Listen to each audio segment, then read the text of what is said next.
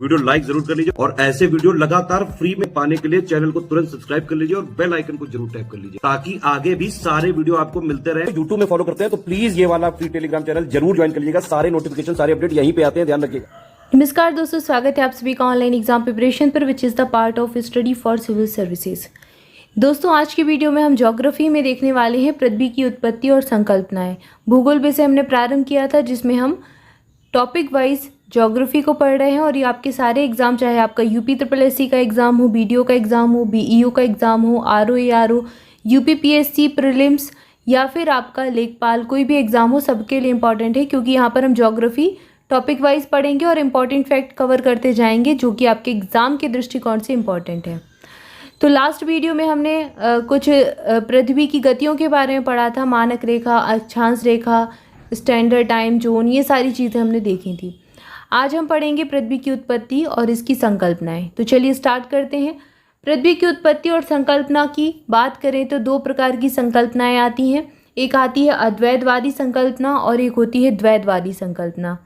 अद्वैतवादी संकल्पनाओं में लाप्लास की संकल्पना आती है, लाप्लास का सिद्धांत आता है। इसके अलावा कांट की वायव्य राशि जो है ये भी आता है। द्वैतवादी संकल्पना में चैम्बरलेन की ग्रहाणु, जेम्स जीन की परिकल्पना आती है, रसेल की परिकल्पना आती है और ऑटो श्मिट की परिकल्पना आती है। ठीक है, तो इनकी कुछ परिकल्पनाएं हैं जैसे लाप्लास का निहारिका सिद्धांत है, कांट का वायव्य राशि परिकल्पना है, चैम्बरलेन की ग्रहाणु परिकल्पना है, जेम्स जीन की ज्वरीय परिकल्पना है। तो ये एग्जाम में पूछे जाते हैं, आपसे पूछ लेंगे लाप्लास का सिद्धांत कौन सा था, निहारिका दिया था इन्होंने। ठीक है, कांट की वायव्य राशि थी। तो इनके नाम से इनकी परिकल्पना को याद कर लेना है कि कौन सी परिकल्पना किसने दी थी। चैम्बरलेन ने ग्रहाणु दी, जेम्स जीन ने ज्वरीय परिकल्पना दी, रसेल ने द्वैतारक बाद की परिकल्पना दी और ऑटो श्मिट ने अंतर तारक धूल परिकल्पना दी। तो ये अलग अलग पृथ्वी की उत्पत्ति की संकल्पनाएं हैं। मतलब पृथ्वी की उत्पत्ति कैसे हुई, किसी ने कहा निहारिका से हुई, किसी ने कहा ज्वरीय परिकल्पना मतलब ज्वार आदि से हुई। तो अलग अलग परिकल्पनाएं दी हैं। अब इन्हीं को हम डिटेल में पढ़ेंगे। तो चलिए स्टार्ट करते हैं। अद्वैतवादी संकल्पना, इस संकल्पना को पेरेंटल हाइपोथीसिस भी कहते हैं क्योंकि इस संकल्पना के अनुसार सौरमंडल यानी कि ग्रह और पृथ्वी की उत्पत्ति एक ही वस्तु से यानी कि तारे से हुई है। अद्वैतवादी संकल्पनाओं में कांट और लाप्लास की संकल्पनाएं महत्वपूर्ण मानी जाती हैं और एग्जाम में पूछी जाती हैं लाप्लास ने कौन सा सिद्धांत दिया। तो लाप्लास का था निहारिका परिकल्पना। फ्रांसीसी विद्वान थे लाप्लास। 1796 में कांट के सिद्धांत को संशोधित करके इन्होंने बताया कि एक विशाल तप्त निहारिका, मतलब तप्त यानी कि गर्म निहारिका से पहले एक छल्ला बाहर निकला, बाद में 9 छल्ले में ये विभाजित हो गया। तो एक गर्म तप्त था, एक निहारिका थी, इससे एक छल्ला बाहर निकला, ठीक है, जो ग्रह बना और उससे फिर 9 छल्ले और बन गए। तो यहाँ पर इन्होंने सौरमंडल और पृथ्वी, जिसमें पृथ्वी भी आता है, उसकी परिकल्पना इन्होंने बताई किस प्रकार से ग्रहों का निर्माण होता है। जबकि कांट ने कहा कि निहारिका से ही 9 छल्ले निकले थे। इन्होंने कहा कि पहले एक छल्ला निकला, उससे 9 छल्ले बने। ठीक है, सूर्य निकला, सूर्य के बाद फिर 9 ग्रह बने और इन्होंने कहा कि निहारिका से ही 9 छल्ले निकले। तो ये छल्ले अपने पितृ छल्ले के चारों ओर एक दिशा में घूमने लगे। बाद में इन्हीं कि शीतलन से ग्रहों का निर्माण हुआ जिसमें पृथ्वी भी शामिल है। शीतलन यानी कि ये तो तप्त थे, गर्म थे, आग का गोला थे। ठीक है, ये छल्ले गोल गोल छल्ले थे, आग का गोला थे। लेकिन जब ये शीतल हो गए कुछ वायुमंडलीय परिघटनाओं के कारण, जब ये ठंडे हो गए तो इन्हीं से ग्रहों का निर्माण हो जाता है, ये इन्होंने कहा। तो ये था लाप्लास का निहारिका सिद्धांत। इसके बाद है कांट की वायव्य राशि परिकल्पना।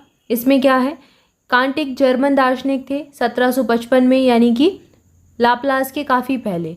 1755 में न्यूटन की गुरुत्वाकर्षण के नियमों पर आधारित वायव्य राशि परिकल्पना का प्रतिपादन किया इन्होंने।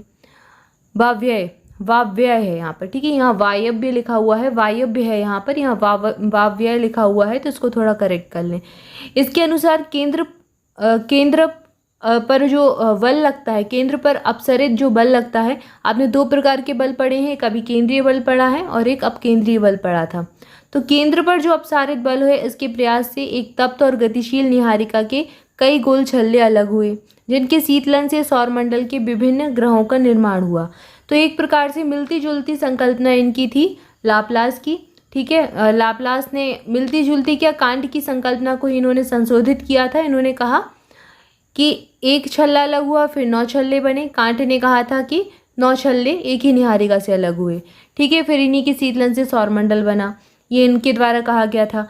पृथ्वी भी इन्हीं छल्लों में से एक है। अब जब 9 छल्ले अलग हुए जिनको अलग अलग ग्रह कहा जा रहा है, तो पृथ्वी भी तो एक ग्रह ही है, ठीक है ना। तो पृथ्वी भी इन्हीं छल्लों में से एक है। परंतु इस सिद्धांत में कांट ने गणित के नियमों का अनुप्रयोग किया, और क्योंकि यह कोणीय संवेग के संरक्षण के नियम का अनुपालन नहीं करता है, ठीक है, तो इनके सिद्धांत को ज़्यादा प्राथमिकता नहीं दी गई। लेकिन कांट और लाप्लास के सिद्धांत ज़्यादा प्रमाणिक माने जाते हैं और इन संकल्पनाओं के बारे में एग्जाम में भी ज़्यादातर पूछा गया है। इसके बाद द्वैतवादी संकल्पनाएं थी।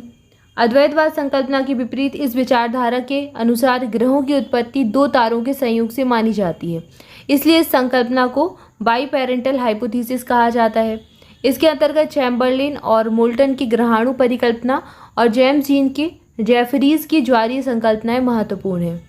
आइए इनके बारे में पढ़ते हैं। चैम्बरलेन और मोल्टन की ग्रहाणु परिकल्पना, ठीक है, मतलब ग्रहाणु, ग्रह एक अणु से मिलकर बना है, 2 परमाणु मतलब 2 अणुओं से मिलकर बना है, इस प्रकार की परिकल्पना इन्होंने दी। इसमें क्या था, इस परिकल्पना में चैम्बरलेन और मोल्टन ने 1905 में इसको दिया था, 1905 में। इसके अनुसार ग्रहों का निर्माण तप्त गैसीय निहारिका से नहीं बल्कि ठोस पिंड से हुआ है। ठीक है, एक ठोस पिंड है जिससे ग्रहों का निर्माण हुआ है।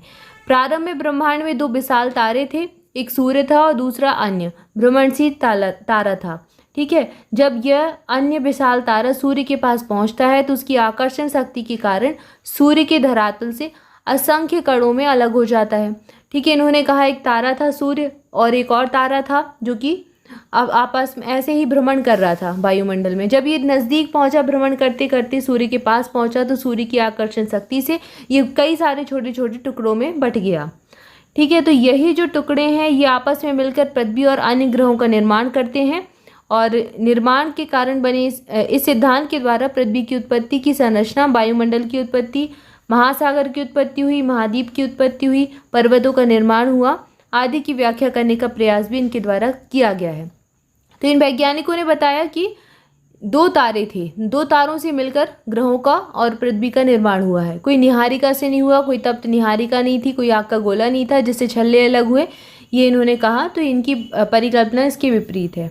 ठीक है, इसके बाद जेम्स जीन का सिद्धांत क्या था। जेम्स जीन ने ज्वारीय परिकल्पना दी। जेम्स जीन और जेफरी ने 1919 ईस्वी में ज्वारीय परिकल्पना दी। पृथ्वी की उत्पत्ति के संबंध में यह आधुनिक परिकल्पनाओं में से एक है जिससे में पर्याप्त समर्थन भी प्राप्त हुआ। इनके अनुसार सौरमंडल का निर्माण सूर्य और अन्य तारों के संयोग से हुआ है। सूर्य के निकट इस तारे के आने से सूर्य का कुछ भाग ज्वारीय उद्दीलन के कारण फिलामेंट के रूप में खिंच गया और बाद में टूटकर सूर्य का चक्कर लगाने लगा। यह फिलामेंट सौरमंडल के विभिन्न ग्रहों की उत्पत्ति का कारण बना, जिनमें पृथ्वी भी शामिल है। तो इन्होंने भी लगभग इससे मिलती जुलती परिकल्पना दी और इन्होंने कहा कि क्या होता है कि सूर्य एक अन्य तारे के संयोग से ग्रहों का सौरमंडल का निर्माण, जिसमें एक सूर्य है और ग्रह हैं और सूर्य के चारों तरफ वो ग्रह चक्कर लगा रहे हैं। तो ये इनकी परिकल्पना थी। इसके बाद रसेल का द्वितारक सिद्धांत आता है। रसेल की द्वितारक परिकल्पना आती है। यह सिद्धांत जीन्स और जेफरीन की परिकल्पना में ही एक प्रकार में से संशोधन था। इन्होंने थोड़ा सा संशोधन कर दिया इनकी परिकल्पना में। रसेल ने सिद्धांत का प्रतिपादन सूर्य ग्रहों की वर्तमान दूरी और ग्रहों के वर्तमान कोणीय आवेग की अधिकता जैसी समस्याओं का समाधान करने के लिए किया था। यह जीन्स और जेफरीज की ज्वारीय परिकल्पनाओं में प्रमाणित नहीं हो पा रही थी। ठीक है, तो थोड़ा बहुत संशोधन इन्होंने किया। माना तो इन्होंने भी कि या तो एक तारा था, 2 तारे थे, उनसे निर्माण हुआ, या फिर सूर्य को अलग मान लिया और सूर्य के साथ अन्य तारों के सहयोग से निर्माण हुआ, और इसमें थोड़ा बहुत इन्होंने संशोधन कर दिया।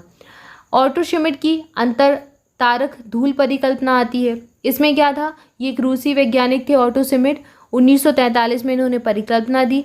इन्होंने कहा कि ग्रहों की उत्पत्ति धूल कणों और गैसों से मिलकर मानी इन्होंने। ठीक है, इन्होंने कहा कि ग्रह धूल कणों से मिलकर बने हैं या फिर गैसों से बने हैं। इनके अनुसार जब सूर्य आकाशगंगा के करीब से गुजर रहा था तो उसने अपनी आकर्षण शक्ति से कुछ गैसों, मेघ मतलब गैसों के जो बादल हैं, और धूल कणों को अपनी ओर आकर्षित किया, जो सामूहिक रूप से सूर्य की परिक्रमा करने लगे। इन्हीं धूल कणों के संगठित और घनीभूत होने से पृथ्वी का निर्माण हुआ है, साथ ही साथ अन्य ग्रहों का निर्माण भी हुआ है। ठीक है, तो ये गैसीय परिकल्पना किसके द्वारा दी गई, ऑटो श्मिट ने दी। इसके बाद आता है फ्रेड होयल और लिटी लटन का अभिनव तारा परिकल्पना। इनका अभिनव तारा सिद्धांत आता है। तो इन्होंने अपनी पुस्तक नेचर ऑफ यूनिवर्स में 1939 में 1939 में एक नाभिकीय भौतिकी से संबंधित सिद्धांत दिया और ये कहते हुए इन्होंने जीन्स की परिकल्पना में संशोधन भी किया। इन्होंने बताया कि ग्रहों की उत्पत्ति में 2 नहीं बल्कि 3 तारों की भूमिका है। अब ये 3 तारे लेकर आ गए, ठीक है। इन्होंने कहा कि सूर्य और उसका साथी तारा और पास आता हुआ एक अन्य तारा। इस सिद्धांत के अनुसार क्या हुआ कि ग्रहों का निर्माण सूर्य से ना होकर उसके साथी तारे के विस्फोट से हुआ है। सूर्य के साथ में एक जो तारा था उसमें हुआ विस्फोट, जिसके कारण और ग्रहों का निर्माण हो गया और तारे बन गए। इनका जो सिद्धांत है, ग्रहों की वापसी दूरी, सूर्य से उनकी दूरी, ग्रहों में कोणीय संवेग की अधिकता और ग्रहों का सूर्य से की तुलना में अधिक घनत्व की व्याख्या करने में सर्वाधिक समर्थ है। अब क्या होता है कि इन्होंने ग्रहों का निर्माण तो बता दिया अलग अलग सिद्धांतों से, ठीक है, लेकिन और भी चीज़ें होती हैं जिनके बारे में जिज्ञासा होती है, जैसे सूर्य और पृथ्वी की दूरी, इतनी दूरी किस कारण बनी, कैसे, अगर उसका चक्कर लगा रहे हैं तो सारे ग्रह कैसे लगा रहे हैं। तो ये परिकल्पनाएं जो प्रश्न होते हैं उनका भी अलग अलग परिकल्पनाओं के द्वारा उत्तर दिया जाता है। तो किसी परिकल्पना से किसी उत्तर की ज़्यादा सार्थकता महसूस होती है, लगता है कि अच्छा ये इसका सटीक उत्तर हो सकता है, या फिर किसी और परिकल्पना में उसका सटीक उत्तर ज़्यादा मिल जाता है। तो अपने अपने दृष्टिकोण से सभी परिकल्पनाएं किसी न किसी प्रश्न पर ज़्यादा खरी उतरती हैं। तो ऐसे ही यहाँ पर बताया गया कि जो कोणीय संवेग की अधिकता है, ग्रहों की सूर्य से दूरी है, इन सब की व्याख्या करने के लिए ये सर्वाधिक समर्थ परिकल्पना है फ्रेड होयल और लिटी लटन की अभिनव तारा परिकल्पना, ठीक है।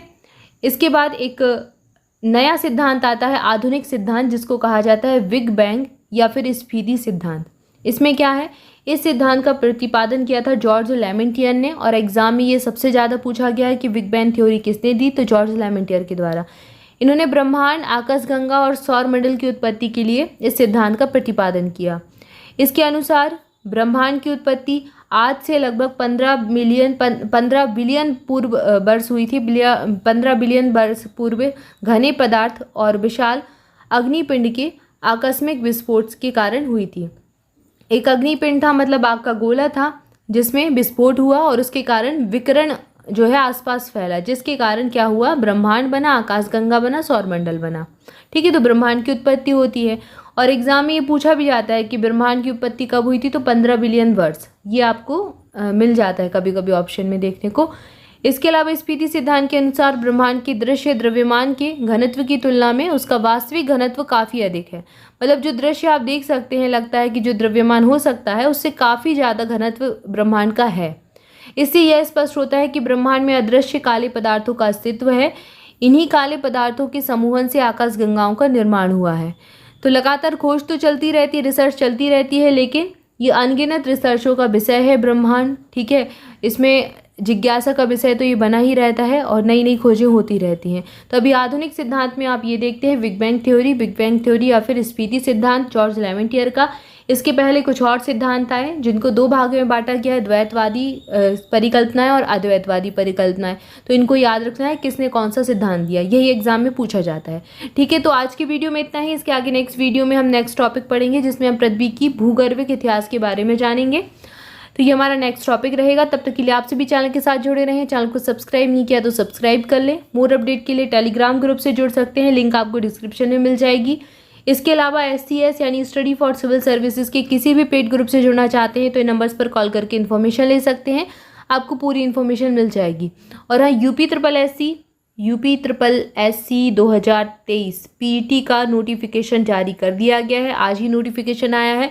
30 अगस्त एग्ज़ाम फॉर्म फिल करने की लास्ट डेट है, ठीक है। अब इसके द्वारा कई सारी वैकेंसीज आएंगी। 2024 में जो एग्ज़ाम होंगे इसी का स्कोर कार्ड लगेगा, तो आपको ये क्लियर करना ज़रूरी रहता है वो सारे एग्ज़ाम देने के लिए। जैसे कि अगर आपको BDO का एग्ज़ाम देना है तो PET का स्कोर कार्ड लगेगा, जूनियर असिस्टेंट के लिए इसका स्कोर कार्ड लगता है, लेखपाल के एग्ज़ाम के लिए इसका स्कोर कार्ड लगता है। तो ये एग्ज़ाम एक हिसाब से कंपलसरी होता है, एलिजिबिलिटी टेस्ट है, तो ये देना ही होता है, ठीक है। तो 30 अगस्त के पहले आप सब फॉर्म जरूर फिल कर दें। स्टडी फॉर सिविल सर्विसेज के साथ तैयारी के लिए जुड़े रहें।